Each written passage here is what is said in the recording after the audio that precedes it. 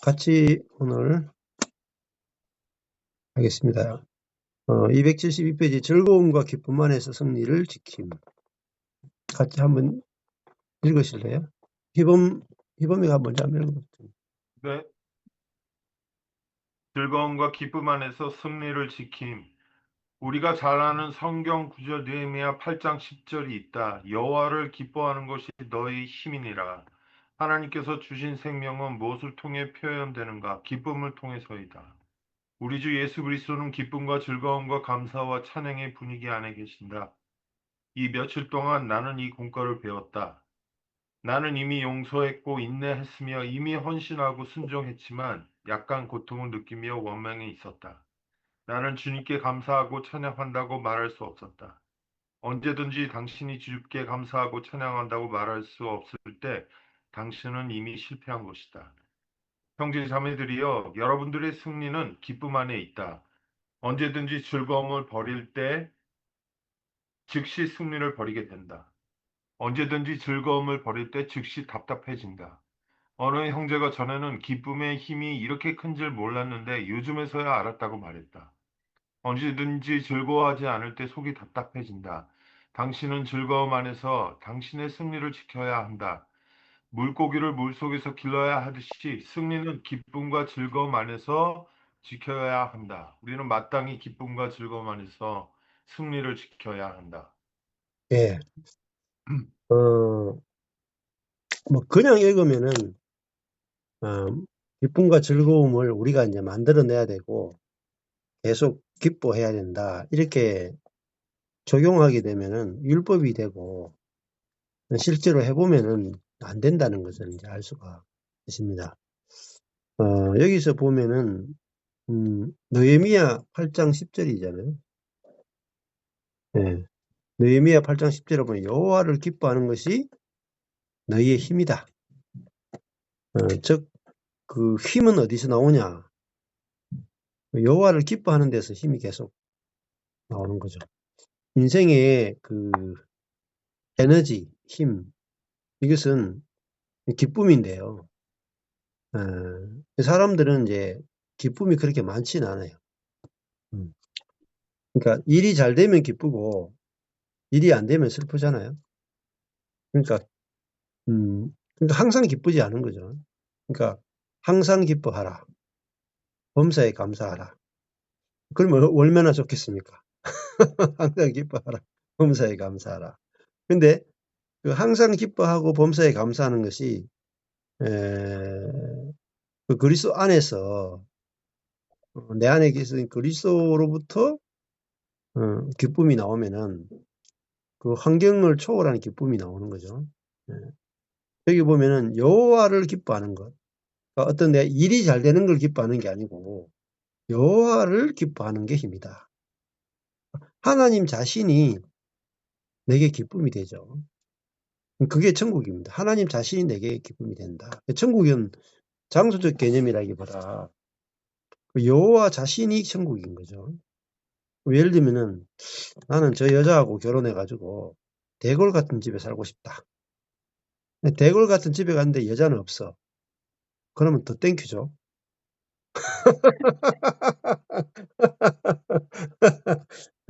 그러니까 많은 그리스도인들이 천당에 가고 싶은데 하나님이 있는지 없는지는 별로 안 중요해. 여하튼 지옥 안 가고 천당 가는 게 소망이라. 그런 식의 어떤 개념을 갖고 있는 게 많다 이 말이에요. 근데 여호와가 천국이다. 그러면은 내가 여기 있으나 저기 있으나 어디 있으나 어느 시간에 있으나 항상 천국이죠. 내가 여자랑 사는데 내가 초가 삼관도 좋다. 나 이 여자만 있으면 된다. 그러면은 이 여자하고 있으면은 초가집에 살아도 천국이고, 그리고 대궐 같은 집에 살아도 천국이고, 그렇죠? 그러니까 여호와를 기뻐하면은 지옥도 천국 되죠. 그 여호와를 기뻐하지 않으면은 천국 가서도 여호와가 안 기쁘면 지옥 돼요. 그렇잖아요. 내가 원하지 않는 사람하고 계속 있는 게 지옥 아니에요? 예를 들어 김정은이하고 영원토록 살아라. 그러면은 지옥 될 거 아니에요. 그죠? 내가 싫어하는 사람하고 영원히 같이 사는 게 지옥이고, 내가 좋아하는 사람하고 영원히 같이 사는 게 천국이잖아요. 그래서 제가, 하나님의 나라는 하나님이 왕이시고, 하나님과 내하고 죽이 짝짝 맞아야 된단 말입니다. 내가 하나님 왕이 좋아야 그것이 내가 천국이 되는데, 그럼 예를 들면은, 그 태극기 부대 하시는 분들은 윤석열 씨가 대통령일 때 천국이야. 근데 태극기 부대 하는 분들이 이재명 씨가 대통령이 되니까 지옥이죠. 그러니까 천당과 지옥이 한 나라에서 왔다 갔다 하죠. 그러니까 누가 왕이냐에 따라서 천당과 지옥이 바뀌는 거잖아요. 우리도 마찬가지예요. 우리 인생에서 하나님이 내 기쁨이면 항상 기뻐져요. 항상 감사가 돼. 일이 잘 되고 안 되고 하나님에게서 기쁨이 온단 말이에요. 그러니까 내가 아내랑 사는데 아내가 기쁘면 항상 기쁜 거죠. 상황에 상관없이. 예. 그래서 근데 여호와를 기뻐하는 것이 뭐 기뻐하라 한다고 해서 기뻐되는 게 아니잖아요. 예. 내가 그럼 예를 들면 좀 내가 마음에 안 드는 여자하고 그냥 보통 좋아하는 여자하고 결혼했어. 그러면요. 기쁨이 계속 보통 기쁨밖에 안 나와. 근데 내가 정말 그 첫사랑 동고박에서 기다리고 또 기다리던 여자하고 딱 결혼했다. 그럼 기쁨이 계속 솟아요. 그렇잖아요. 근데 그러면 여호와를 기뻐하려면은 기뻐할 만한 분이 돼야 기쁘죠. 그래요? 여호와가 기뻐할 만한 분이 아닌데 기뻐하라 하면 노동이 돼요. 맞죠? 그럼 예를 들면은 그 어 여호와를 기뻐하라 그랬을 때 여호와 하나님에 대해서 기뻐할 것이 뭐가 있는가? 그죠? 기뻐할 것이 발견될 때 하나님의 아름다우심이 발견될 때 그때 저절로 여호와가 기뻐지죠. 그러면은 그게 막 내게 엄청난 힘이 된다 이 말입니다.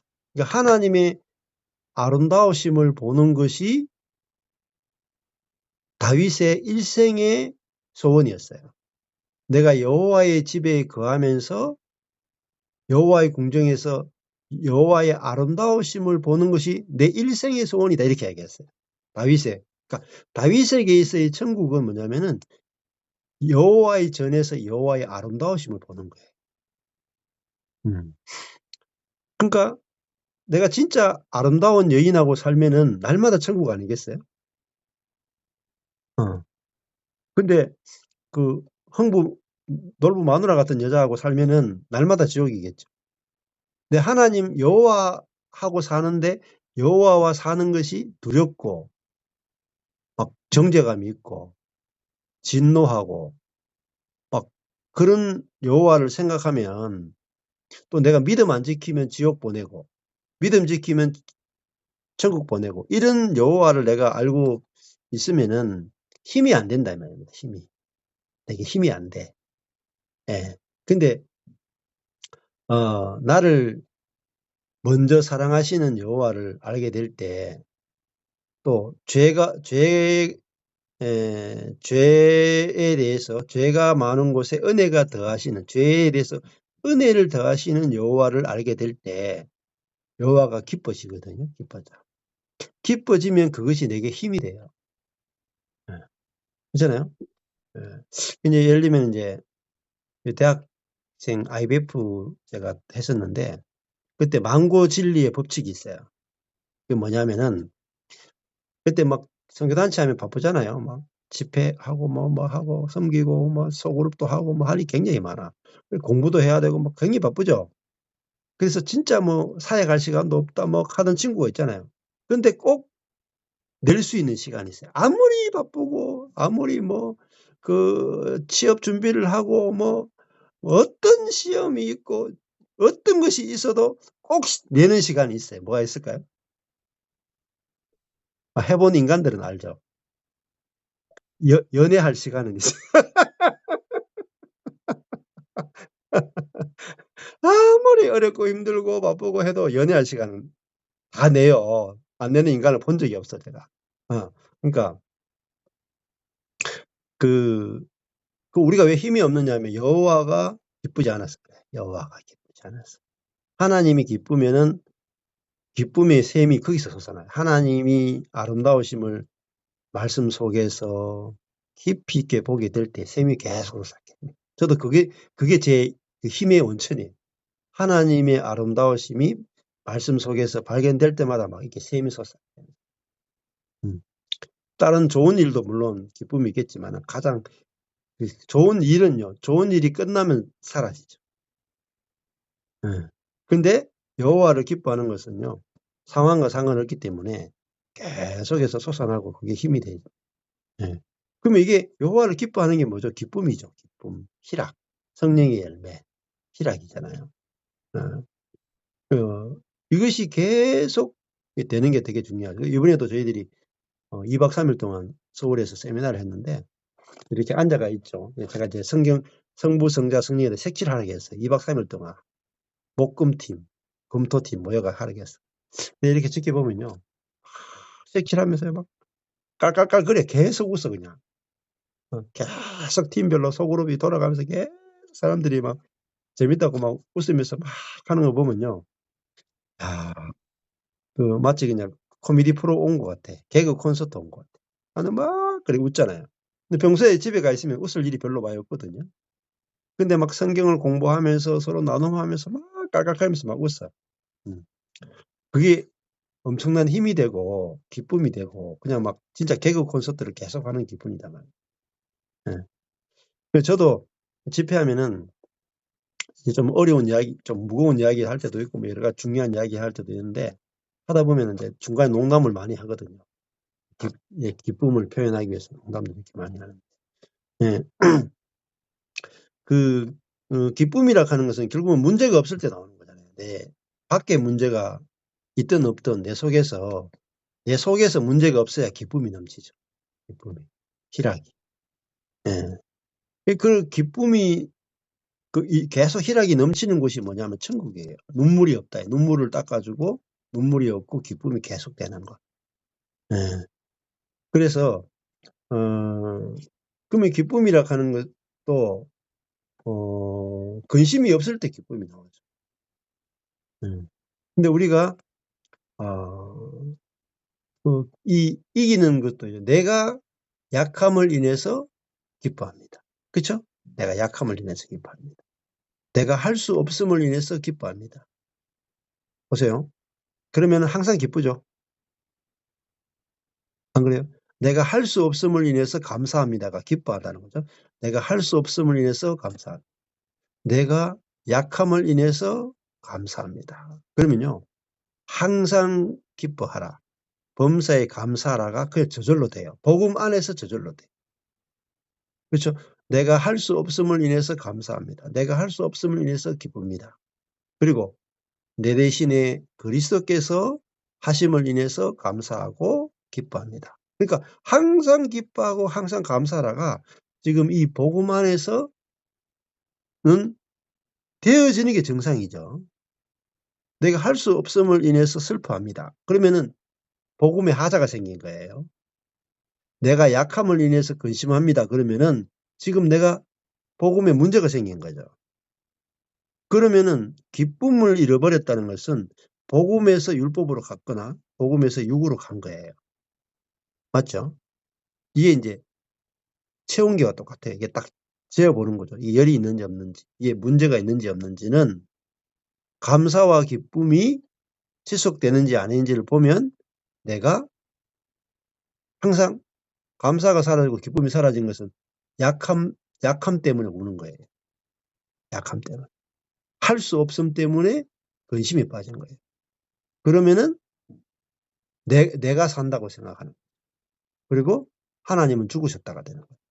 그리고 그리스도께서 하실 수 있음을 인해서 감사합니다가 안 나와서 그래요. 내가 할 수 없음을 인해서 웁니다. 요게 옛사람이에요. 내가 할 수 있어서 기쁩니다. 요게 딱 옛사람이거든요. 근데 세 사람은 내가 할 수 없음을 인해서 감사하고 이제 내 대신에 그리스도가 사니까 그리스도가 하심을 인해서 감사합니다. 그러니까 항상 감사하고 범사에 감사하고 항상 기뻐하는 것이 되죠. 이게 뭐냐면 쉬지 말고 기도하는. 기도하는 건 뭐냐면은 감사함으로 깨어 있으라. 감사함으로 깨어 있으라. 그러니까 깨어 있는 게 뭐냐면 감사와 기쁨이 되는 것이 뭐냐면 깨어 있는 거예요. 근데 감사와 기쁨이 사라지는 게 뭐죠? 시험이 든 거라. 그래서 내게 어떤 일이 일어나도 이것이 하나님의 아름다우심을 볼 기회구나. 하나님의 능력을 볼 기회구나. 하나님이 통치를 경험할 기회죠. 그래서 기뻐할 수 있는 거예요. 내가 홍해 앞에 섰다. 그러면 예를 들어볼까요? 내가 이제 앞에 깨울물이 있어. 깨울물 앞에 섰어요. 그러면은 이 깨울물 이거 건너려면 신발을 버릴 텐데 하나님께서 깨울물이 갈라지는 걸 내가 지켜보자 했는데 진짜 깨울물이 쫙 갈라지면서 마른 땅이 쫙 되는 거예요. 그러면은 기쁘죠?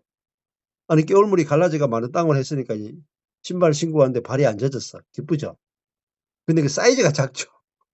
그러면요 찬양이 그냥 1옥타브 수준밖에 안 나와. 근데 이제 홍해를 만났죠. 홍해는 내가 건널 수 없는 이 발 젖는 문제가 아니고 도저히 건널 수 없는 죽을 만큼 괴로운 문제란 말이에요. 근데 그 문제가 왔을 때 홍해를 가르시고 마른 땅으로 건너게 하실 하나님을 경험할 찬스구나. 이거는 모세만 가능해요. 모세를 제외한 모든 사람은 불가능해요. 그러니까 모세는 예수님의 예표거든요. 예수님에게만 가능한 거예요. 모든 천연적인 사람들은 안 돼요. 근데 그 모세가 예표한 예수가 실제죠. 모세는 예표고 예수는 실제죠. 근데 실제이신 그 예수가 내 안에 사신다. 그러면은 내 안에 사시는 그 예수를 통해서 우리는 홍해 앞에 설 때도 내 안에 예수의 믿음이 나온다. 그럴 때 내게서 나올 수 없는 홍해 앞에서 또 잠잠히 여호와가 하시는 일을 지켜볼 수 있다는 거예요. 여호와께서 어떤 일을 행하실지 너희는 가만히 있어. 일하는 게 아니죠. 홍해 물 퍼봤자 원점인데요. 아무리 200만 명이 삽을 가지고 떠도야 원점이에요. 그러니까 200만 명의 노력이 전혀 통하지 않는 것이 홍해예요. 근데 너희는 가만히 있어 주가 행하시는 걸 보라. 주가 구원하시는 걸 보라. 그렇게 하잖아요. 그럴 때 그들이 홍해를 건너는 경험을 한 거죠. 그래서 복음을 알 때만 우리가 기쁨 안에서 지낼 수가 있고 그 기쁨에서 내가 떨어졌다면은 내가 복음에서 지금 떨어졌구나 이렇게 진단하시면은 빨리 회복될 수 있다는 거죠. 좋습니다. 그 다음에 읽어 나가실래요? 옆에 우리 김영훈 형제님 하실래요? 네, 환난과 시련 가운데 즐거워. 근데 하긴 질문이요. 예, 그 복음에서 떨어져 나간 후에 음, 떨어져 나갔다는 게 잠시 그냥 떨어져 나갔다는 말씀을 하신 거죠. 그러니까 그렇죠. 잠시죠. 잠시 내가 그 복음을 잊어버리고 복음에서 내가 그 육으로 쫓아서 그걸 딱 이탈됐을 때인 거죠. 잠시. 예, 그렇게 보시면 돼요. 예. 네, 환난과 시련 가운데서 즐거워함. 그런데 어떻게 해야 즐거울 수 있는가? 물론 많은 일에서 당신은 즐거워하며 하나님을 찬송할 수 있다. 예를 들어, 당신이 승리의 관문과 능력의 관문을 통과했다면 당신은 자연히 즐거워하며 하나님을 찬송할 수 있다. 그러나 성경은 즐거워할 수 없는 일에서도 즐거워할 수 있다고 말한다. 우리가 어떤 일에서 즐거워할 수 있는지를 성경에서 보기로 한다. 고린도 후서 8장 2절에는 환난이 많은 시련 가운데에서 저희 넘치는 기쁨과 극한 가난이 저희로 풍성한 연보를 넘치도록 하게 하였느니라고 말한다. 여기서 마게도냐 사람들이 환난이 많은 시련 가운데에서 넘치는 기쁨이 있었음을 말해준다. 그들에게 한두 방울이 기쁨이 있었던 것이 아니라 넘치는 기쁨이 있다. 형제 자매들이여, 우리는 항상 기뻐해야 하고 넘치는 기쁨이 있어야 하며 큰 환난 가운데에서도 기쁨이 있어야 한다. 그리스도의 생명은 이기는 생명이므로 당신은 개가를 부를 수 있다. 큰 군대가 공격해 오고 큰 환난 가운데 있을 때에도 기뻐하고 하나님을 찬양할 수 있다. 승리의 특징은 곧 환난 가운데에서 감사와 찬송이 넘치는 것이다. 예, 여기까지요. 철도원 예, 여기까지 할게요. 자, 여기 고린도 후서 8장 2절 말씀 보면은 굉장히 역설적이죠. 첫 번째가 환난의 많은 시험이에요. 많은 시련이죠. 그러니까 그냥 환난 가운데서도 아니고 많은이 나와요. 많은 시련이 나왔어요. 환난에 많은 시련이 있으면 넘치는 슬픔이 있어야 되잖아요. 그렇죠? 근데 반대죠. 환난이 많은데 슬픔이나 고통이 넘치는 게 아니고 기쁨이 넘치죠. 그러니까 많은 시련을 능히 이긴단 말이에요. 그게 뭐죠? 우리 안에 있는 그리스도가 이기신단 말이에요. 십자가도 이기셨죠. 그리고 이 많은 시련 가운데 넘치는 기쁨. 그 다음에 또 이게 역설이죠. 그러면 극한 가난이 오면 어때요? 쪼그라든 연보가 나와야 되잖아요. 그렇죠? 극한 가난에서는 그 쪼그라든 연보가 나와야 되는데 풍성한 연보가 나왔죠. 이게 이기는 생명, 부활의 생명의 세계. 근데 풍성한 연보를 어떻게 했어요? 넘치도록 했죠. 넘치도록. 그러니까 이 고린도 교회에서 편지를 보내면서 마게도냐 사람들이 어떤 신앙생활을 했는지를 보여주죠. 실제 그들의 초대교회 성도들의 실제를 보여주는 거죠. 환난에 많은 시련이 왔는데 넘치는 기쁨이 있어요. 극한 가난이 왔는데 풍성한 연보가 있어요. 그러니까 많은 환난도 능히 이기고 극한 가난도 능히 이기죠. 이게 그리스도의 생명으로 살았다는 거죠. 살았다. 그러니까 우리도 당연히 우리도 이렇게 살 수 있죠. 왜? 같은 생명을 받았기 때문에, 같은 그리스도를 받았기 때문에 가능합니다. 그래서 저희 교회도요, 오늘 아침에도 이 주일 예배 조금 전에 이렇게 하고 왔잖아요. 마치자마자 한 자매가 저한테 목사님 너무 기뻐요 그래요. 근데 그 자매가 지금 남편이 불치병이거든요. 날마다 지금 몸이 굳어져 가고 있어요. 근데 목사님 너무 기뻐요. 이 기쁨을 주체할 수 없어요. 그렇죠? 그러니까 우리 안에 있는 그리스도의 생명이 생명에서 넘치는 기쁨이 나오고 풍성한 연보가 나오게 한다. 그러니까 이 환난은 왜 환난이 넘치는 많은 시련이 주었느냐면 왜 많은 시련이 왔느냐면은 넘치는 기쁨을 경험시키기 위해서. 왜 극한 가난이 왔느냐면요.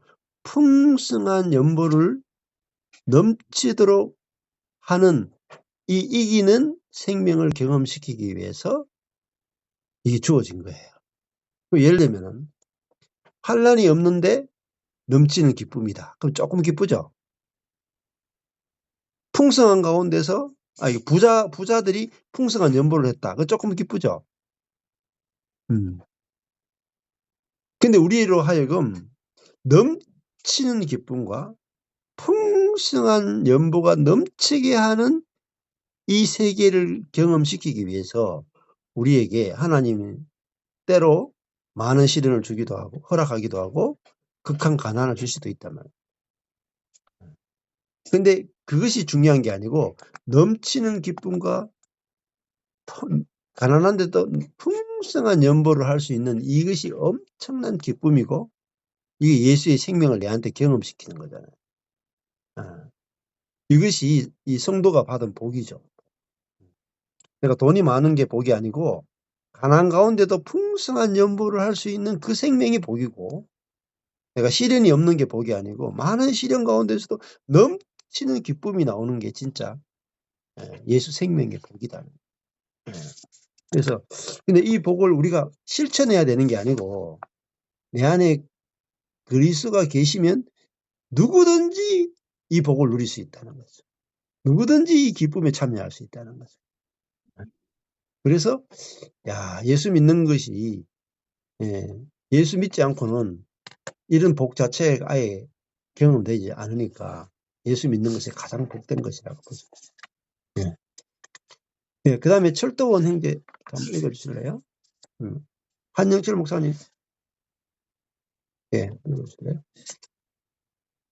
철도원이었던 한 형제가 있었다. 한 번은 기차가 지나가는데 사고로 다리 한쪽이 깔려 잘려 나갔다.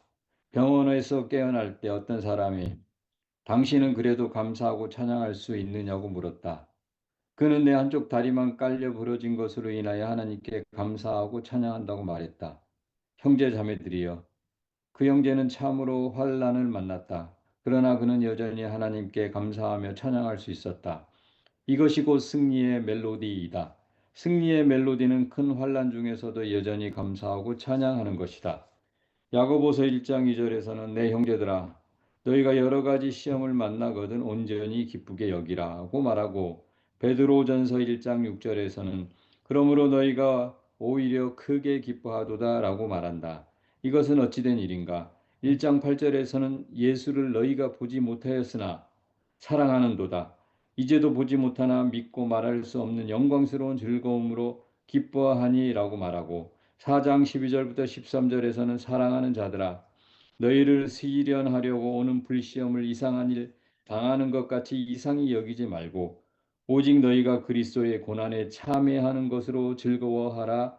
이는 그의 영광을 나타내실 때에 너희도 즐거워하고 기뻐하게 하려 함이라. 고 말한다. 이 몇 구절에서는 시험 받을 때 어떻게 지내야 하는가를 말한다. 야고보서에서는 여러 가지 시험이라고 말한다. 합당한 시험이 올 뿐 아니라 합당치 않은 시험이 임하고 대적이 올 뿐만 아니라 친구도 오며 이방인도 오고 형제도 오며 이유 있는 것도 오고 이유 없는 것도 온다. 여러 가지 시험이 다 있다. 그러나 이것들은 우리의 기쁨을 빼앗아갈 수 없다. 성경에서 기쁨을 말할 때 항상 크게 기뻐하도다. 넘치는 기쁨이라는 용어를 사용했다. 하나님께서 주신 것은 다 크고 넘치는 것이다. 베드로전서 1장 6절에서는 크게 기뻐하도다라고 말했다. 근심은 일시적인 것이다. 근심할 것이 없는가? 근심은 불가피한 것이다. 두 눈이 있는 한 여전히 눈물을 흘려야 한다. 눈물에 샘이 있는 한 여전히 눈물을 흘려야 한다. 눈물을 흘릴지라도 여전히 기뻐한다. 그러므로 1장 8절에서는 믿고 말할 수 없는 영광스러운 즐거움으로 기뻐하니 라고 말한다. 이 기쁨은 말로 다 할 수 없다. 오 많은 때 우리는 눈물이 다 마르기 전에 입으로 할렐루야라고 외치지 않는가. 많은 때 우리는 여전히 눈물을 흘리지만 입으로 주께 감사하며 찬양한다고 말하지 않는가. 많은 사람들이 눈물 섞인 감사와 찬양을 드렸다. 여기까지 할게요. 여러분은 여기까지 할게요. 눈물 섞인 감사와 찬양을 드렸다. 놀랍죠. 철도원 형제가 다리가 깔렸는데도 감사하고 찬양할 수 있었다. 저희 모임에서도 그렇죠. 그런 일들이 일어나고 있어요. 정말 감사할 수 없는 상황, 찬양할 수 없는 상황에도 찬양이 나오고 있습니다. 그래서 여기 보면 야고보서 1장 2절에는 여러 가지 시험을 만났는데, 총천연색 시험을 만났는데 온전히 기쁘게 여기라. 왜냐하면 이 기쁘게 여기게 될 이유는 그 여러 가지 시험이 인내를 만들어내고 그것이 우리를 온전케 하기 때문에 그 시험을 만나거든 이 하나님의 아주 목적이 있단 말입니다. 우리 인생에 어떤 것도 목적이 없는 게 없어요. 하나님의 목적이 있고 하나님의 선하심이 있단 말입니다. 그 다음에 베드로전서 1장 6절에 보면 오히려 크게 기뻐하라. 오히려가 중요합니다. 오히려 크게 근데 기뻐하는 것도 아니고 크게 기뻐하는 거예요. 야, 이거는요. 예수 생명이 아니고는 절대 불가능해요. 오히려 크게 기뻐한다. 그래서 저희 어떤 연결된 분 가운데는 남편이 작년에 갑자기 이렇게 작년인가 재작년인가 돌아가신데도 오히려 기뻐하는 자매도 있고 거기다가 집까지 잃어버렸는데도 오히려 기뻐하는 자매도 있어요. 그러니까 왜 우리가 예수가 필요한가? 여러 가지 시험이 왔는데 내 안에 예수가 없으면은 우리는 울거나 절망할 뿐이죠. 공황장애나 우울증에 빠질 수밖에 없다. 근데 예수가 있으면은 여러 가지 시험을 맞는데도 오히려 기쁨과 감사가 넘치게 되기 때문에 예수가 우리 인생에 반드시 필요하다는 거예요. 심지어는 말할 수 없는 영광스러운 즐거움으로 기뻐한다. 얼마나 기뻐하면 이런 표현을 썼겠어요? 말할 수 없는 즐거움으로 기뻐한다. 영광스러운 즐거움으로 기뻐한다. 그렇게 말하잖아요. 그리고 고난에 참여하는 것으로 즐거워라. 그리스도의 고난에 참여하는 것으로 즐거워하라. 이는 그의 영광을 나타내실 때에 너희도 즐거워하고 기뻐하게 하려 합니다. 그리스도의 고난에 참여하는 것은요, 죽음에 참여하는 거죠. 근데 죽음에 참여하면은 죽음에만 참여되는 게 아니라 부활에도 참여가 됩니다. 내가 지금 예를 들면 내가 지금 당하고 있는 이 고난이나 어려움이 나의 고난이나 나의 실패가 아니에요. 왜냐하면은 예수님과 내가 하나이기 때문에. 그러면 예수님이 십자가의 죽음에 우리가 하나 되어 있으면 당연히 예수의 부활에도 하나가 되어 있는 거죠. 그래서 이것이 복음의 능력이다 말입니다. 그래서 그걸 이제 보게 되고 베드로 전서 1장 6절에 보면은 크게 기뻐하도록 해놓고 근심은 일시적인 것이다 이렇게 말했어요. 또 근심은 불가피한 것이다. 불가피하지만은 근심할 일이 생기는 것은 불가피하지만은 그렇지만은 일시적일 수 있다는 거죠. 자, 그래서 왜냐면은 근심할 일이 생겼는데 그 환경에 대해서 내가 그리스도와 함께 죽었잖아요. 그러니까 그 복음을 알게 되면은 이 환경에 대해서도 이 일에 대해서도 이 문제에 대해서도 이제는 내가 죽었음을 인해서 감사합니다. 그리고 이제는 이것이 내 일이 아니라 내 안에 살아계신 그리스도의 일이 되었기 때문에 감사합니다로 넘어가게 되는 거죠. 그리고 그 문제를 통해서 우리는 절망과 슬픔을 경험하는 것이 아니라 내 안에 계신 그리스도가 이기시는 것을 경험하는 기회가 되는 거죠. 그래서 여러 가지 어려운 일이 오면 올수록 사실은 내 안에 계신 그리스도를 총천연색 어려움은 총천연적으로 그리스도를 경험할 수 있는, 맛볼 수 있는 기회가 되는 거잖아요. 그래서 그 쓰레기가 많은 게 문제가 아니고 리사이클링 회사가 없는 게 문제죠. 안 그래요? 그러니까 저희 아파트에도 쓰레기들이 많이 나오거든요. 근데 뭐 호주도 그럴지 모르겠는데 이게 아파트에 보면은 이게 쓰레기 집화장이 있거든요. 우리 바로 옆에 이렇게 있는데 가면은 플라스틱은 플라스틱대로 그러니까 철들은 철대로 병은 병대로 종이는 종이대로 이렇게 모으거든요. 모아가지고 이제 한 달에 몇 번씩 이렇게 큰 차가 와서 이렇게 싣고 나가는데, 그게 돈이에요, 다. 돈이라. 그러니까, 우리 인생의 어려움이나 그것이 부활이 없으면은 다 쓰레기죠. 근데 우리의 고난이나 어려움이나 이걸 쓰시는 분이 하나님이 계시고, 죽음 이후에 우리를 부활시키시는 하나님이 계시기 때문에 모든 사건은 우리에게 복이 되어서 돌아오게 되기 때문에, 그걸 알게 될 때 우리가 그 아픔들을 이길 수 있는 거죠. 그리고 찬양할 수 있는 거죠. 자, 거기까지 했고요. 또 읽어 나갈까요? 그러면은 그다음에 사모님 읽으실래요? 바보 하면. 여러분은 바보잠을 찬송 중에서 내 마음 상해 아플지라도 영은 주를 향해 찬송하도록 이라는 말을 기억하는가? 당신이 이 땅에 살아있을 동안 당신의 마음은 아프지 않을 수 없다. 당신의 마음에는 아픈 느낌이 있지만 당신의 영은 여전히 주님을 찬양할 수 있다. 베드로전서 4장 12절의 뜻은 시련 가운데 있을 때 기뻐해야 할 뿐 아니라 시련이 임하기 전에도 기뻐해야 한다는 것이다. 바꾸어 말해서 시련을 환영하면서 주님께 감사와 찬양을 드립니다. 또 시험이 왔습니다. 라고 말해야 한다. 어떤 형제 자매는 시련이 오는 것을 보고 인상을 찌푸리면서 또 왔네? 라고 말하지만 베드로는 즐거워 하나님께 감사하면서 또 왔네? 라고 말하라고 한다.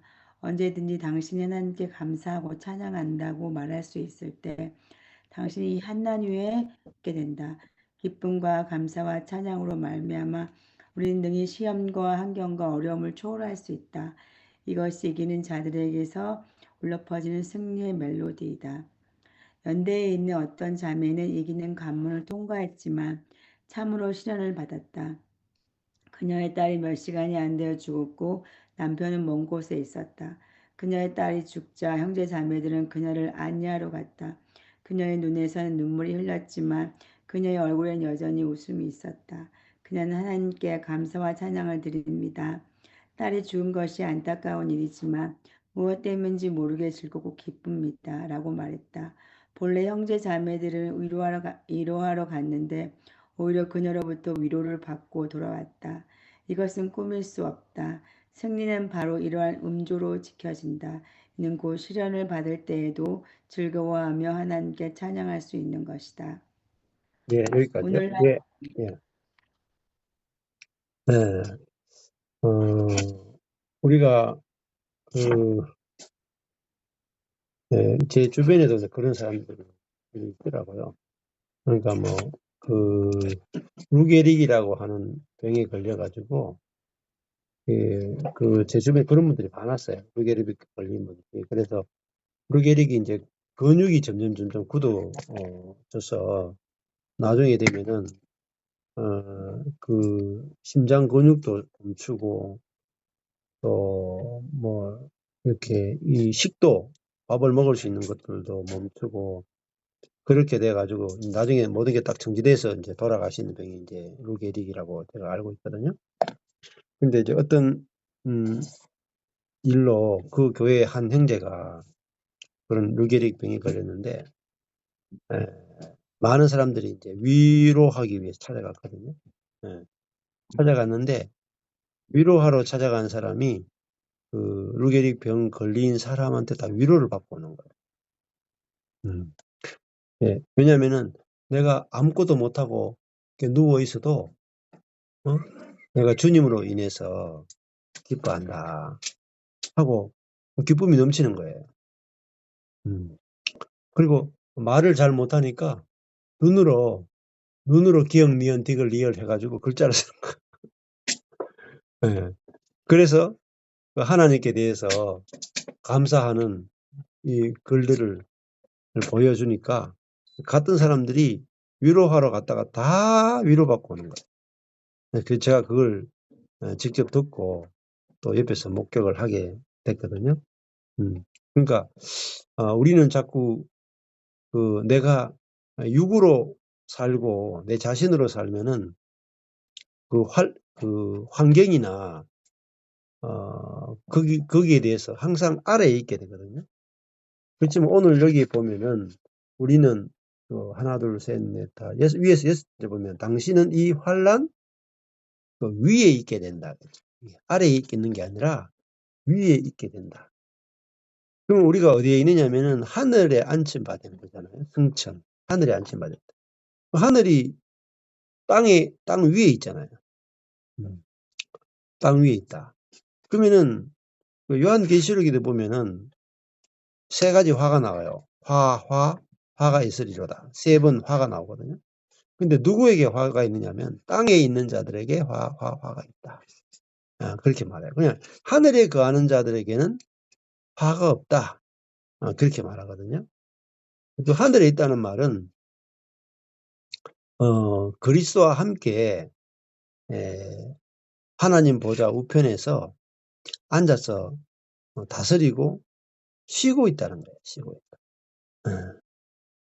그것이 안식에 이르는 거죠. 안식에 이르는 거. 그래서 저도 이제 그걸 에베소서 말씀 보면서 되게 은혜 받았거든요. 무슨 말씀이냐면은 그리스도는 만물 위에 하나님이 그리스도를 만물 위에 교회의 머리로 두셨다. 만물 위에 교회의 머리로 두셨다. 그러니까 만물이 교회의 발 아래 있고요. 성도들의 발 아래 있고 그 머리가 그리스도란 말입니다. 그리스도가 머리고 몸이 성도고 성도의 발 아래 만물이 있는 거예요.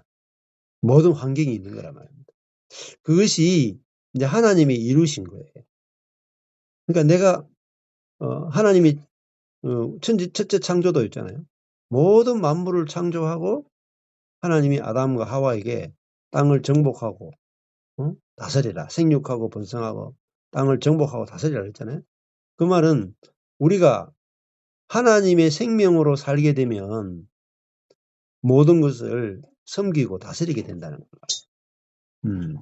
그래서 우리 하나님을 대리해서 다스리는 자로 지어졌고 예수 그리스도와 함께 하늘 보좌에 앉아 있다는 말은 하나님이 우리를 통해서 만물을 통치하고 다스릴 수 있다는 걸 말해요. 그래서 우리의 그리스도인의 영적인 위치와 포지션을 알게 되면은 우리가 환경 아래에 있지도 않고 하나님의 아들이 어떻게 환경 아래에 있겠어요? 안 그러겠어요? 하나님의 아들이 하나님 아래에 있지 문제 아래에 있거나 환경 아래에 있는 게 아니죠. 그러니까 하나님의 아들의 위치를 알게 되면은 하나님 보좌 우편에 앉았구나. 사단도 내 발 아래 있구나. 환경도 내 발 아래 있구나. 환경도 사단도 나를 상하게 할 수 없구나.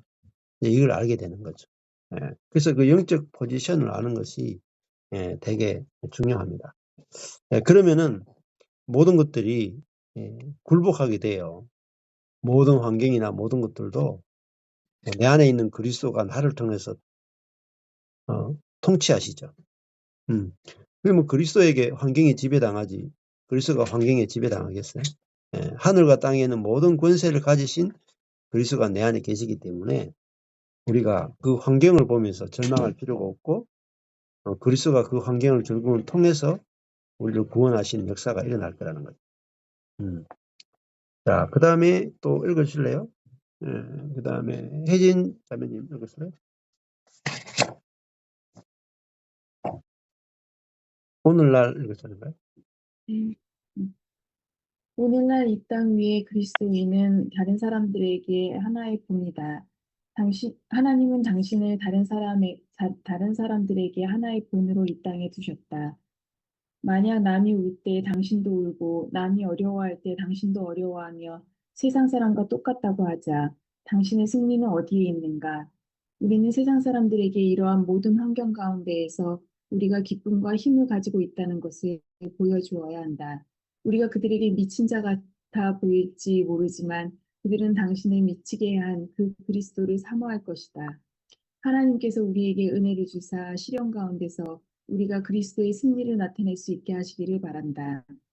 마태복음 5장 11절부터 12절에서는 나를 인하여 너희를 욕하고 핍박하고 거짓으로 너희를 거스려 모든 악한 말을 할 때에는 너희에게 복이 있나니 크게 기뻐하고 즐거워하라.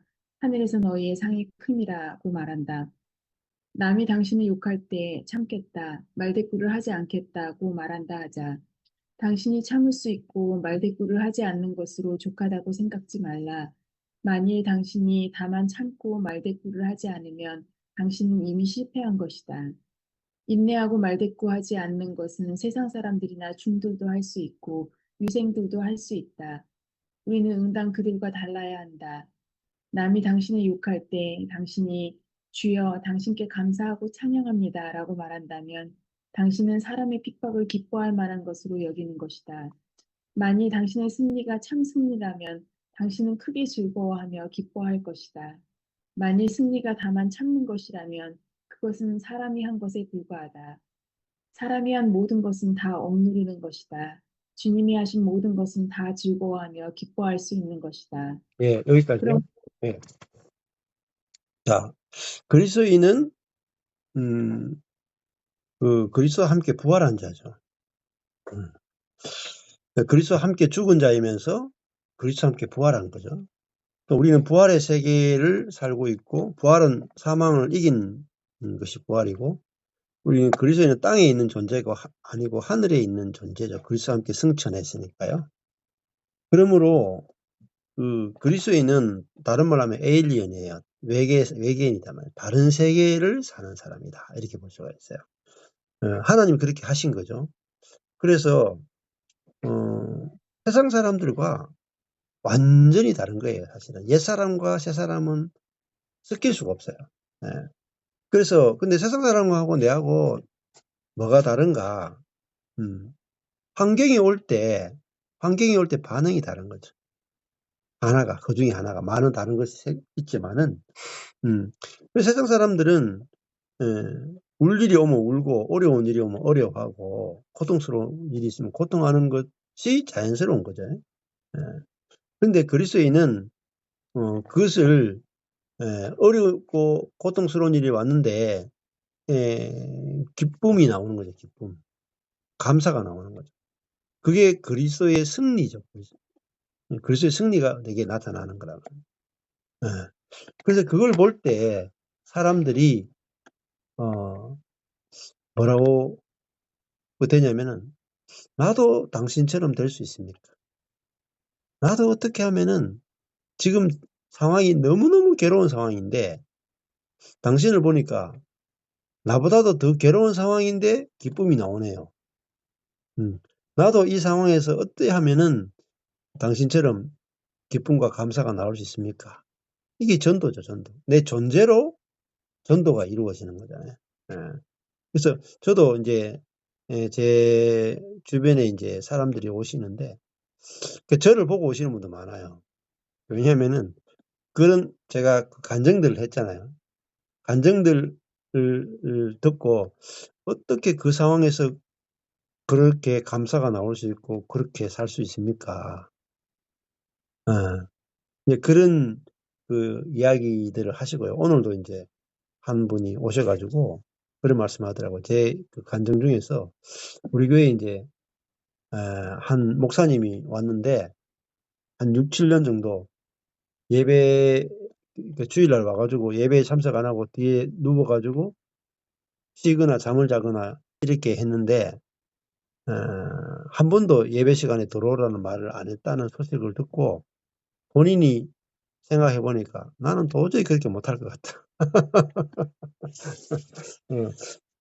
이거는 사람으로서는 불가능할 것 같다. 이렇게 이제 이야기하시면서 그 일반적인 목사님이나 그리스도인에게서 나올 수 없는 그것들을 이제 듣게 되면서 참 좋았다 하면서 오늘 저한테 이야기를 해주시더라고요. 그것도 뭐 제가 인내력이 좋아서도 아니고 제가 뭐 겸손해서 그런 것도 아니고 제가 온유가 넘쳐서 그런 것도 아니에요. 그것은 이 내 안에 계신 그리스도가 어떻게 하는가 보자 하고 내 안에 계신 그리스도가 하시는 거지 제가 하는 게 없다 이거예요. 그리고 그게 알아지면은 예를 들면 그 잠을 자는 그 형제도 저 형제가 할 일이 없는 거죠. 그 형제 안에 있는 그리스도가 하실 일이니까 제가 그 형제한테 이래라 저래라 할 말이 별로 없는 거죠. 그래서 이번 주에 자 일하는데 참 피곤했겠다, 힘들었겠다. 그래도 나보다 낫다. 이게 나보다 낫다. 나는 내가 담임 목회 안 하면은 힘들면은 교회 와서 자는 게 아니라 집에서 자고 예배 마치면 와서 그런 나는 사람인데 어떻게 와서 쪽팔리는데도 와서 저렇게 잘 수 있는가. 나보다 믿음이 훨씬 좋다. 이래. 그러니까 어때요? 계속해서 교회 나오죠. 판단과 정죄를 안 받으니까 교회 나오는 것이 또 형제자매 만나는 것이 너무 좋고 즐겁죠. 자, 그러니까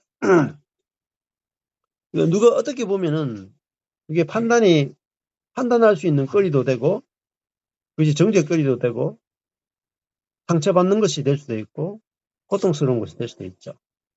근데 복음 안에서 보면은 그게 그 예배 안 드리고 잠자는 것도 좋아 보인다. 그렇잖아요. 아니 밖에 교회 안 오고 잘 수도 있는데 교회 와서 잔다. 얼마나 큰 은혜입니까? 그러니까 그리스도 안에 있으면은 그 모든 것이 다 복으로 보이죠. 복으로. 저도 우리 성도들 있잖아요.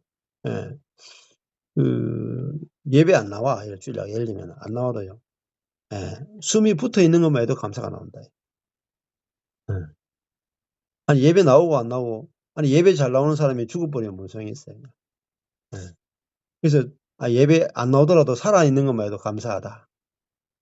이렇게 감사가 나오니까 살아서 나오더라고요. 그러니까 이게 이제 짐을 안 지우는 거죠. 짐을 안 지우고 짐을 벗겨주는 거죠. 짐을 벗겨주면은 다 올 거 아니에요. 예를 들어 저도 이제 가족이랑 해외여행을 갈 때가 있는데 이게 무거운 캐리어를 들고요. 6명이 다닌다고 생각해 보세요. 6명이죠. 차 타고 다니는 거 안 되고 막 걸어 다녀요, 이렇게. 근데 그 무거운 캐리어 들고 있잖아요. 계속 뭐 1000보, 2000, 뭐 10,000보, 20,000보 걸어 다니려고 하면 고통스럽죠. 그러면 늘 찾는 게 뭐냐면 락커예요, 락커. 내리자마자 여기에 있는 그 무인 락커를 찾아가지고 거기에 락커 2개를 빌려가 짐 캐리어 6개를 탁 맡겨놓고 그 다음에 가족들이 가벼운 것만 딱 들고 있잖아요. 손잡고 6명이 쫙 이렇게 1시간, 2시간 이건 여행기를 쫙 걸으면요. 그 락커가 얼마나 락커 있는데 이 세상의 여행기는 락커 있는 곳과 락커 없는 곳이 나눠져.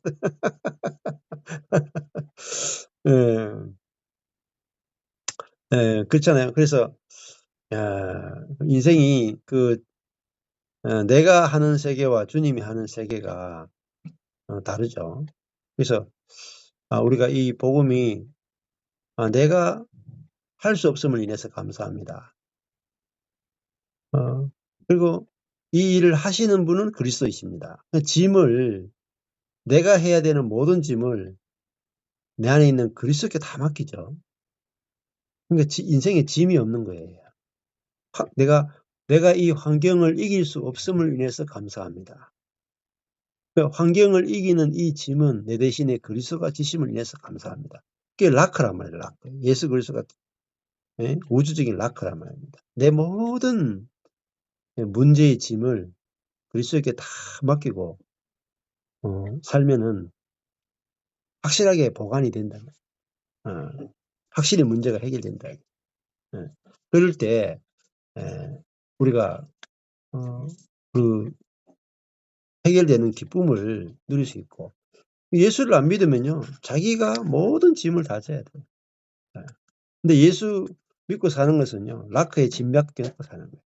문제 해결은 주님께 맡겨놓고 사는 거죠. 그러니까 문제 내가 해결할 게 없어요. 세상에 살면서 고통스러운 게 뭐냐면 문제를 내가 해결해야 돼요. 근데 문제가 해결도 안 되죠. 잘. 근데 그리스도가 해결하시면은 굉장히 예, 인생이 가볍고 쉽다는 거죠. 자, 조금 더 읽을까요? 그 다음에, 아라 자매님 읽으실래요?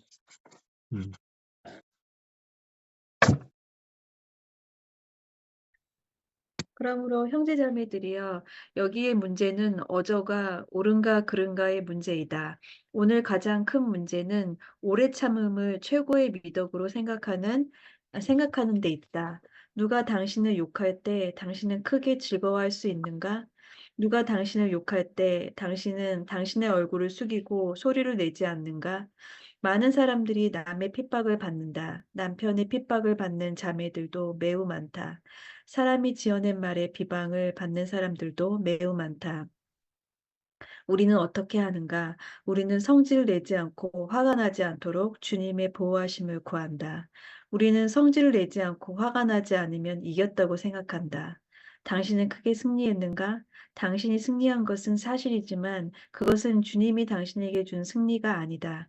만일 당신의 승리가 주님이 주신 승리라면 누가 당신을 욕하거나 핍박할 때 당신은 크게 감사하고 찬양할 수 있다.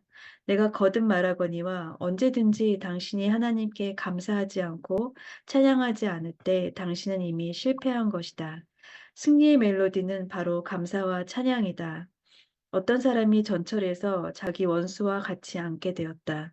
그는 형제였기에 주님께 계속 주여 나를 지켜주소서라고 구했다. 그는 겉으로는 여전히 좋은 태도를 가지고 그 원수와 계속 대화를 하면서 심지어 최근의 뉴스와 스포츠 소식 등에 대해서도 말했다. 그는 속으로 주님께 주여 그가 먼저 내리거나 나로 이길 수 있게 하소서라고 말했다. 아주 쉽지 않게 목적지에 도착하여 차에서 내리자 그는 한숨을 쉬며 자신이 이겼다고 말했다. 이것은 어떤 승리인가? 이것은 거짓된 승리요, 인위적인 승리요, 공허한 승리이다. 만일 하나님께서 이루신 승리라면 당신은 주님께 보호와 인내를 주시도록 구할 것이 아니라 다만 이렇게 말할 것이다. 하나님, 당신이 나를 이곳에 두신 것을 감사하고 찬양합니다. 주님이 나를 이곳에 더 오래 두시더라도 문제가 되지 않습니다. 빌립보서 4장 4절에서는 주 안에서 항상 기뻐하라고 말한다. 성경에서는 기뻐하라는 말 앞에 크게, 넘치게 혹은 항상이라는 단어를 사용했다.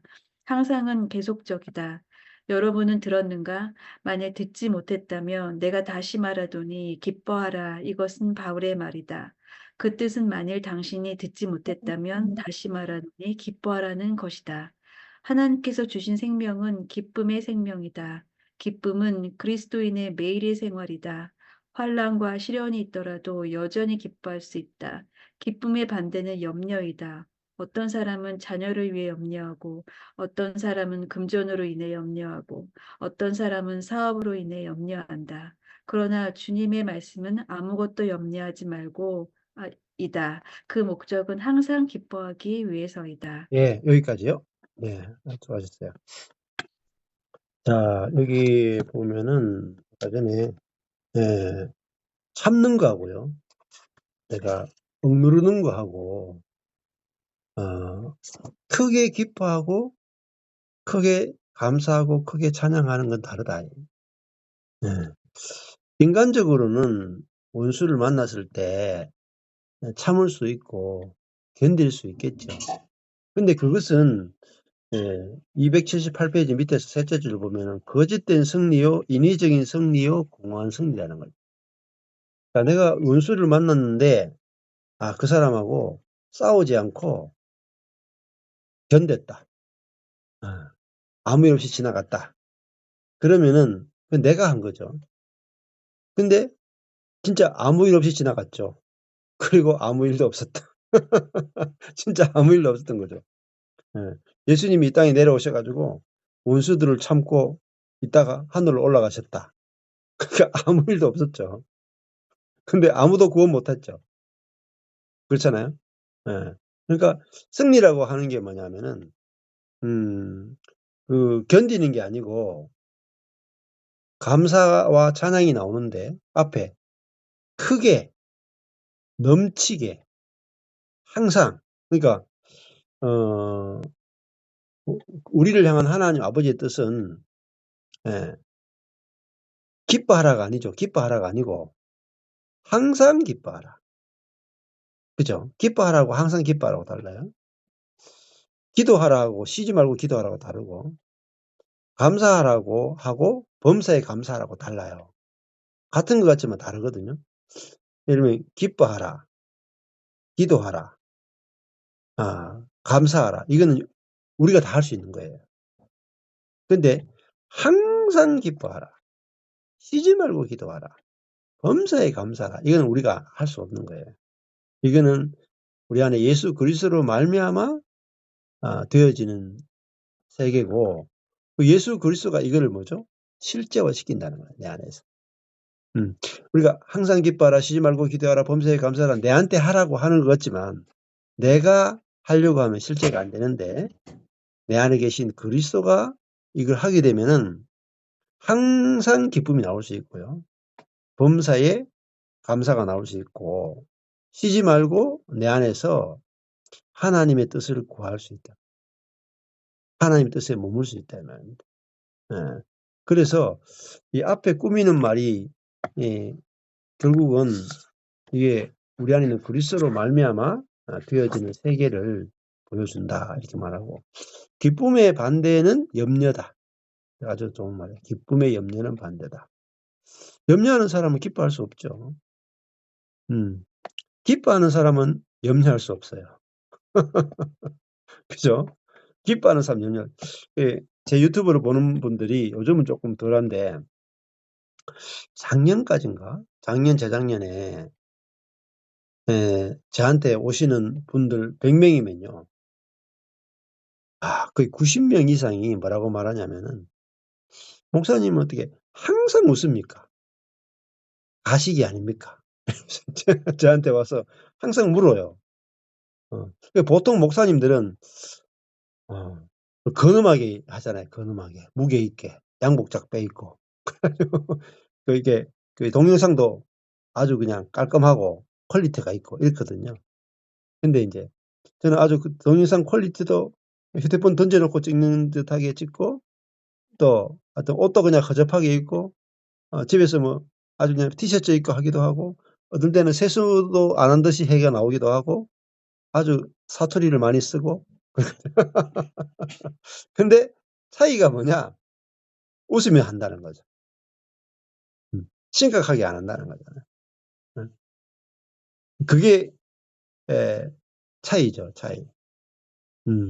그러니까 우리 안에 여호와로 인해서 기뻐하게 되고 내가 못함을 인해서 감사하게 되고 못함을 인해서 못하는 것이 좋아 보이고 하는 게 항상 기쁜 거죠. 항상.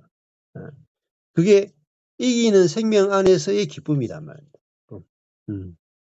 그래서 복음을 제대로 알게 되면은 항상 기뻐하라가 어렵지 않아요. 이게 복음으로 인해서 그 세계가 이제 알아주고 열려지는 거죠. 자, 그 기쁨이 되게 중요하고 성령의 열매가 희락이잖아요. 희락이 좋은 일 있을 때 기뻐하는 게 희락이 아니고 항상 기쁨이 나오는 게 희락이다 이렇게 볼 수가 있는 거죠.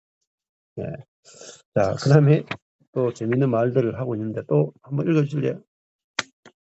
그 다음에 누구죠? 한수영 한번 읽으실래요?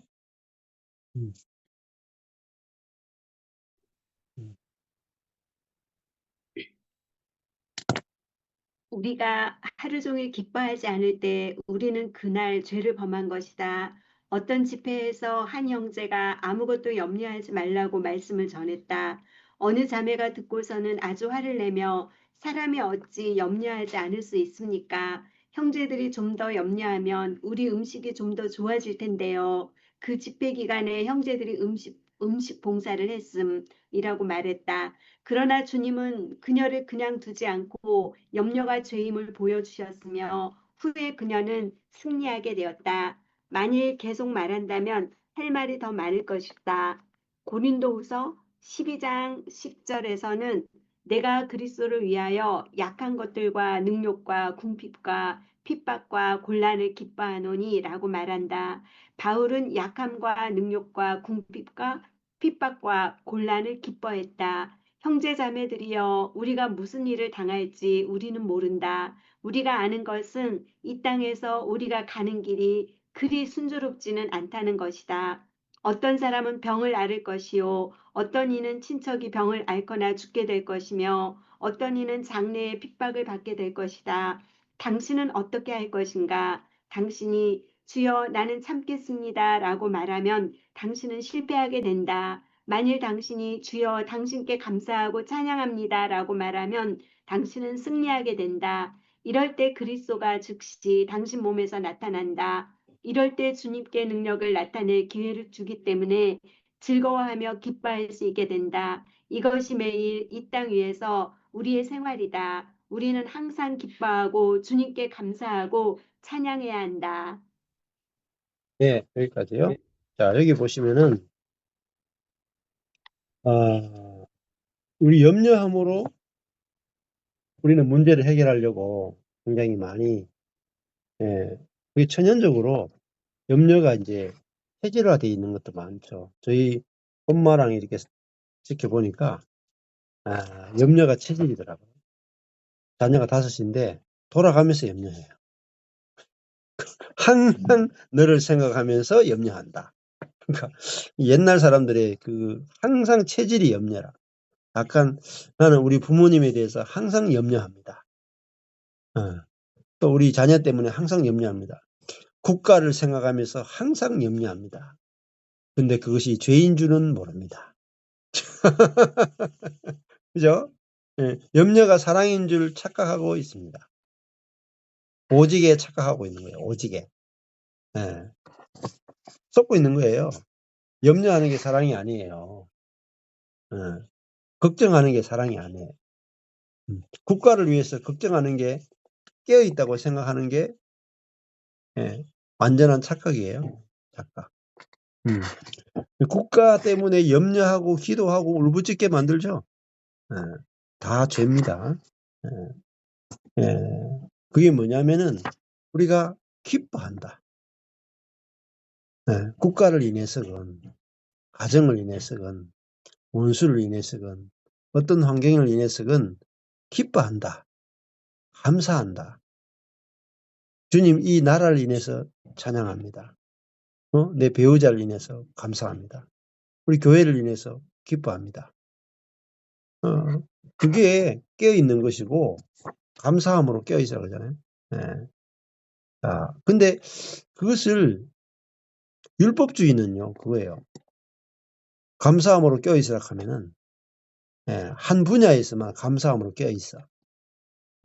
다른 데 또 슬피 울라 그러면은 또 슬피 울었다가 하루는 슬피 울었다가 하루는 또 감사했다가 하루는 사랑하라 그랬다가 날마다 이 총천연색으로 바뀌는 게 율법주의예요. 근데 복음은요 하나로 다 들어버려요. 하나로.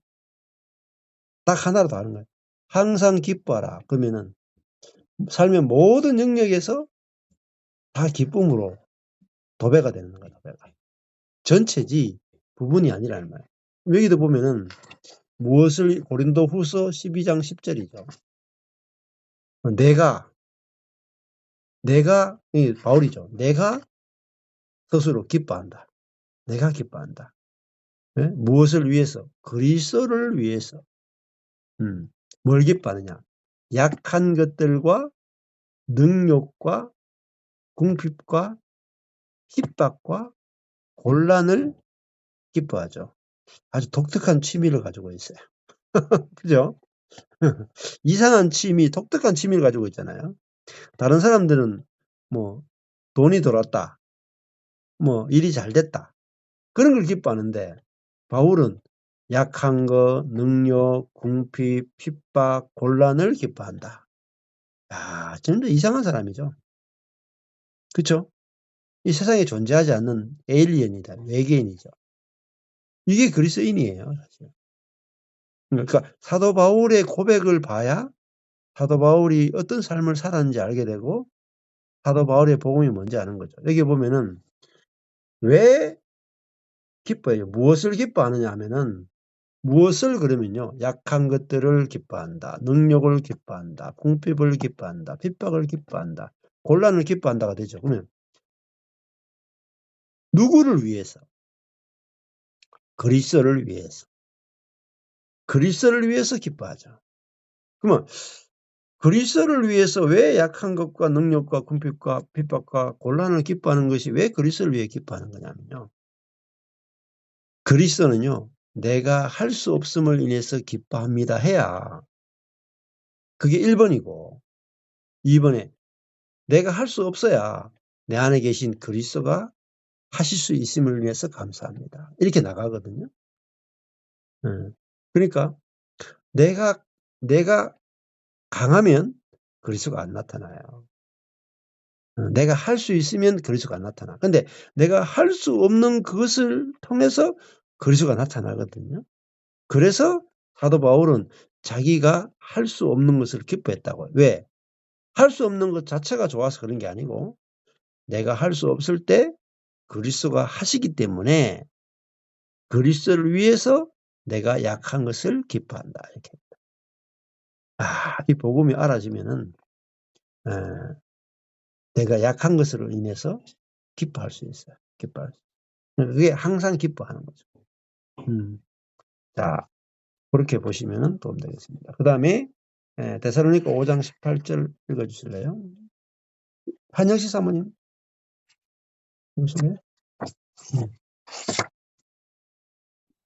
네, 데살로니가 전서 5장 18절에서는 범사에 감사하라고 말한다. 모든 일에 감사해야 한다. 골로새서 3장 17절에서는 무엇을 하든지 말에나 일에나 다 주 예수의 이름으로 하고 그를 힘입어 하나님 아버지께 감사하라고 말한다. 이 두 구절의 성경 말씀은 모든 것을 포함한다. 오늘 다 읽지 못하고 빠뜨린 부분은 다 이 안에 포함된다. 사람들은 우리가 하나님께 감사하고 찬양하며 할렐루야라고 말하는 것을 보고서 우리를 이상히 여길 것이다. 그렇다 하더라도 우리는 여전히 범사에 감사하고 찬양한다. 형제 자매들이여, 만일 여러분이 이럴 수 있다면 여러분을 대적할 수 있는 시험과 시련이 하나도 없다. 어떤 시험도, 어떤 시련도 당신을 만지지 못한다. 이렇게 할 수 있는 사람은 누구나 시험을 이길 수 있는 힘이 있다.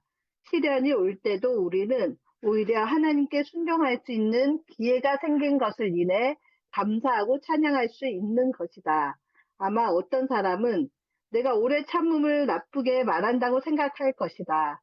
오래 참는 것은 매우 귀중한 것이다. 물론 마땅히 오래 참아야 하지만 우리가 원하는 오래 참음은 이를 악물어가면서 참는 것이 아니다. 골로새서 1장 11절에서는 범사에 기쁨으로 모든 견딤과 오래 참음에 이르게 하시고 라고 말한다. 억지로나 근심스럽게 인내하는 것이 아니라 기쁨으로 인내해야 한다. 범사에 기쁨으로 모든 견딤과 오래 참음에 이르는 것이 그리스도인의 일상생활의 멜로디이다. 범사에 감사하고 찬양하는 것이 삼층천에서의 생활이다. 예. 자, 하늘에서의 생활이죠. 예. 공중이 아니고 하늘에서의 생활이다. 삼층천이죠. 예. 여기 보면은 다니엘의 세 친구 나오죠. 우리가 그 성경에 보면은 다니엘의 세 친구가 풀무불에 들어갔죠. 근데 머리털 하나 안 탔다 그러죠. 근데 머리털 하나 안 탄 이유가 3명이 들어갔는데 4명이 있었죠. 왜 그러냐면 그리스도와 함께죠. 그리스도가 함께 계시니 어떤 풀무불의 환란에 들어가도 머리카락 하나 안 상한다. 그러니까 내가 어떤 환란 가운데 있어도 괜찮아요. 왜? 그리스도가 나와 함께 계시기 때문에. 그리고 그 풀무불은 뭘 경험시켜 주냐면은 그리스도가 함께 계시는 것을 경험시켜 주는 기회다. 풀무불에 안 들어갔으면 다니엘의 세 친구가 풀무불에서 그리스도가 함께 계시는 체험이 없었겠죠. 그래서 우리의 어떤 환경은 그리스도를 경험하기 위해서 우리에게 주어진 것이다. 이렇게 볼 수가 있는 거죠. 그래서 자, 여기도 보면은 골로새서 3장 17절 보면 그를 힘입어 하나님 아버지께 감사하라. 이렇게 그냥 감사하라가 아니고 그를 힘입어 감사하라. 이렇게 돼 있죠. 예. 자, 그러면 감사와 기쁨이 나온다는 것은 이게 이긴다는 거죠. 이긴다. 그리고 이겨야 정복이 돼요.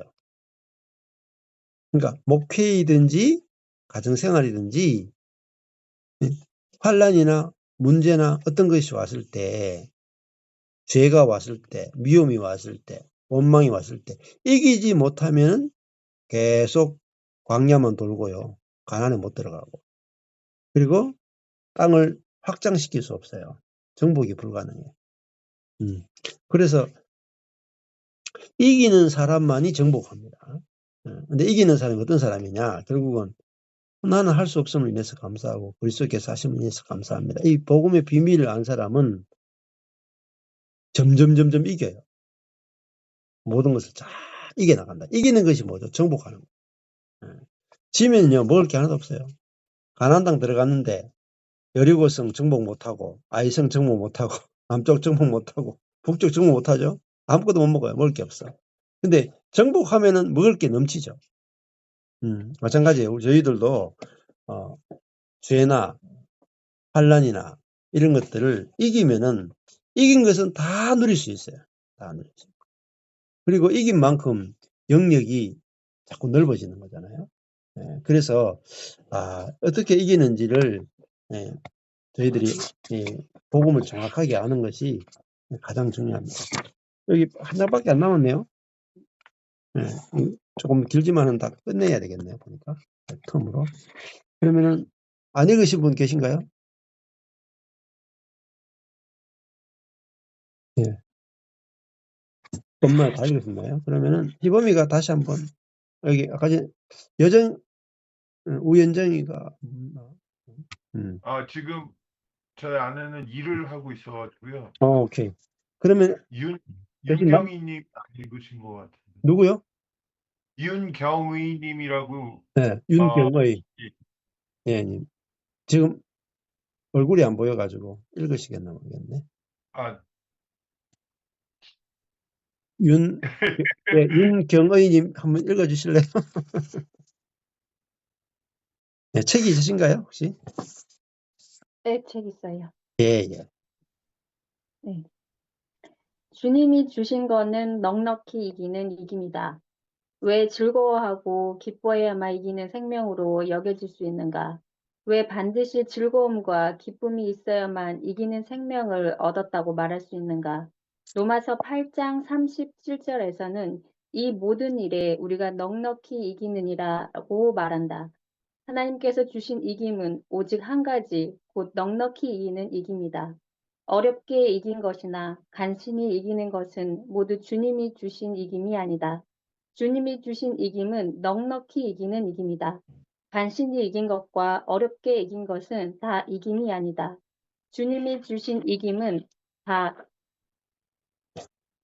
넉넉히 이기는 이김이다. 넉넉히 이길 수 있는 유일한 길은 즐거워하고 기뻐하는 것이다. 형제 자매들이여, 우리의 잔은 넘치는 잔이다. 하나님께서 주신 것은 다 넘치는 것이다. 넘치지 않는 것은 다 하나님께서 주신 것이 아니다. 하나님께서 주신 이김은 이러한 것이다.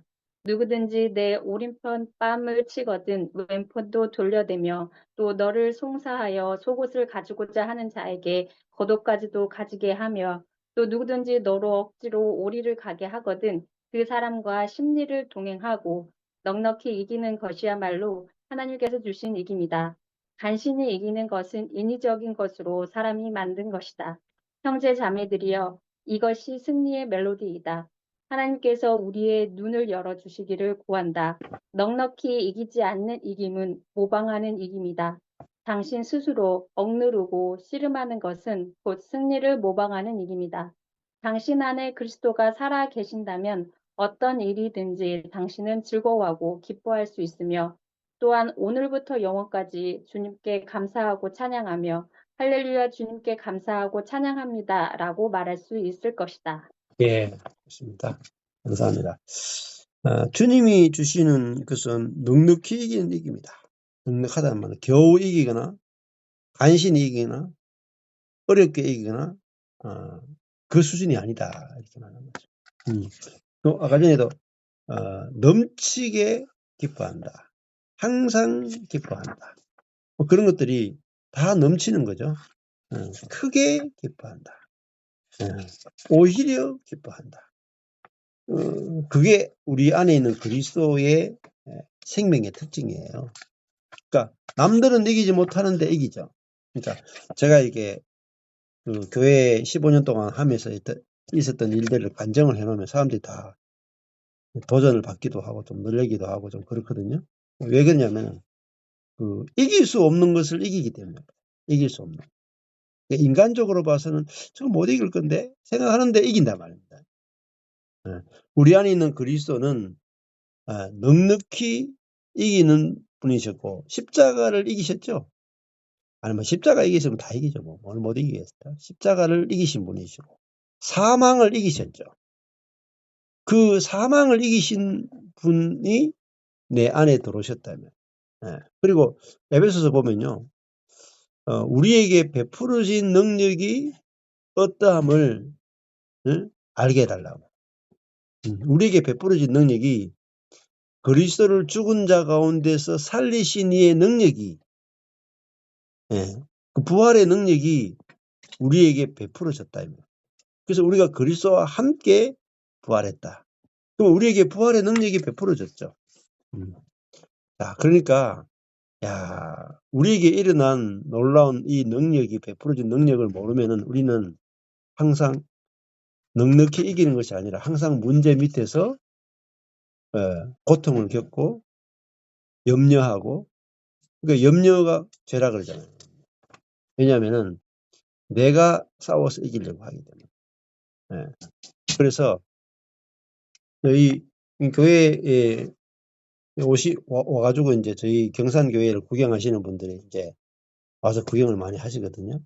그러니까 실제로 그렇게 사셨는가, 실제로 그렇게 있었는가 와서 이렇게 지켜보고 실제로 아무것도 안 했다 하는데 실제로 아무것도 안 했는지 이렇게 와서 지켜보고 막 그러거든요. 그러니까 지금은 좀 일이 많이 진척된 상황이에요. 청소도 되어 있고 뭐 준비도 되어 있고 막 그렇잖아요. 근데 불과 2, 3년 전만 해도요.